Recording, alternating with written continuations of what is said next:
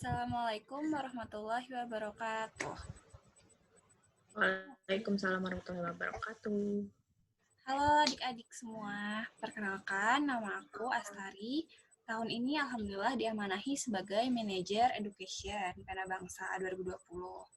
Nah, sebelumnya seharusnya hari ini yang mengajarkan matematika untuk pertemuan bimbel pertama adalah wali kelas D kelas 9, yaitu Kak Fatkul. Tapi karena berhalangan, jadi aku gantiin. Nah, tapi aku nggak sendiri nih. Aku ditemenin sama Kak Nisa. Nah, Kak Nisa boleh perkenalan dirinya? Halo adik-adik semua, perkenalkan aku Nisa. Aku di sini mau bantuin Kak Riri ngajar bimbel pertama ya. Di sini aku punya materinya bilangan berpangkat. Nah, untuk bilangan berpangkat, bilangan aku mulai ya. Bilangan yang memiliki pangkat dalam matematika terdiri dari bilangan dengan pangkat bulat positif atau bilangan asli, pangkat bulat negatif, pangkat 0, pangkat rasional, dan pangkat real. Notasi pangkat digunakan untuk menuliskan hasil kali suatu bilangan berulang dalam bentuk yang lebih sederhana. Misalnya, A pangkat 3. Nah, berarti A pangkat 3 itu A dikali A dikali A. Tapi ingat, kalau misalnya A pangkat 3 bukan A kali 3 ya, adik-adik. Tapi A-nya dikaliin 3 kali. Misalnya, kayak di sini ada A dikali A dikali A lagi. Nah, aku di sini punya yang pertama bilangan berpangkat positif. Sifat-sifatnya misalnya A pangkat M dikali A pangkat N sama dengan A pangkat M plus N. Jadi pangkatnya ditambahin ya. Terus di sini ada A pangkat M dibagi A pangkat N sama dengan A pangkatnya dikurang M dikurangi N. Jadi untuk pangkatnya tadi M lebih besar dari N dan berarti sama dengan 0 ya. Nggak sama dengan 0 maksudnya. Terus yang ketiga ada di dalam kurung A pangkat M, terus kurung tutup pangkat N. Nah, berarti A pangkat MN. Misalnya A-nya itu dalam pengerjaannya, nanti aku jelasin di bawah deh. Nah, terus di sini yang keempat, AB dalam kurung pangkat M sama dengan A pangkat M dan B pangkat M. Kenapa AB dalam kurung pangkat M? Karena sama-sama A-nya pangkat M, B juga pangkat M kan? Nah, biar lebih sederhana penulisannya bisa AB dalam kurung pangkat M gitu. Terus sama juga nih yang kelima, A per B dalam kurung pangkat M. Nah, sama aja dengan A pangkat M per B pangkat M. Nah, untuk kayak nomor 4 tadi, penulisannya biar lebih sederhana dalam kurung pangkat M gitu ya.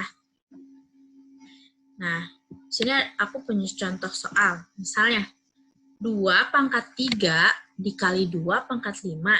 Nah, berarti tadi sama dengan contoh yang nomor berapa? Nomor 1 kan? Nah, berarti 2 pangkat yang pertama berapa? 3 kan? Berarti 2 pangkat 3 plus 5. Gitu ya. Sama dengan ditambahin tuh pangkatnya. 2 pangkat 3 tambah 5 berapa? 8 kan? Nah, jadi 2 pangkat 8. Gitu. Terus yang B, ada aku punya 5 pangkat 2 dalam kurung. Pangkat 3. Nah, berarti itu sama contoh yang nomor berapa? Ya, nomor berapa? 3 kan? Nah, berarti sama dengan 5 pangkat 2 kali 3. Nah, 2 kali 3 berapa? 6 kan? Nah, jadi 5 pangkat 6. Terakhir, contoh soal 2/5 dalam kurung. Terus ada pangkatnya 4. Nah, berarti itu contoh sama dengan contoh nomor berapa? Nomor 5 kan? Ya, nomor 5. Nah, terus gimana? Jadi sama dengan 2/4 per 5/4. Nah, jadi sama ya, sama contoh yang nomor 5. Nah, terus di sini ada nomor 2 nih, tapi dijelasinnya sama Kak Riri ya. Kak Riri. Oke, makasih Kak Neisa. Nah, sekarang aku lanjutin nih. Ada bilangan berpangkat negatif. Tadi kan Kak Neisa udah ngelasin ya, bilangan berpangkat positif. Nah, apabila A anggota dari bilangan real dan A tidak sama dengan 0, dan N adalah bilangan bulat negatif, maka A pangkat negatif N sama dengan 1 per A pangkat N. Atau A pangkat N sama dengan 1 per A pangkat negatif N. Jadi sederhananya, kalau pangkatnya dia positif, ketika kita ubah menjadi 1 per, dia berubah menjadi pangkat negatif, kayak gitu. Nah, misalnya langsung ke contoh soal nih, biar kalian lebih mudah memahaminya. Nah, misalkan nyatakan dengan pangkat positif. 1/9 tambah 2 pangkat negatif 5.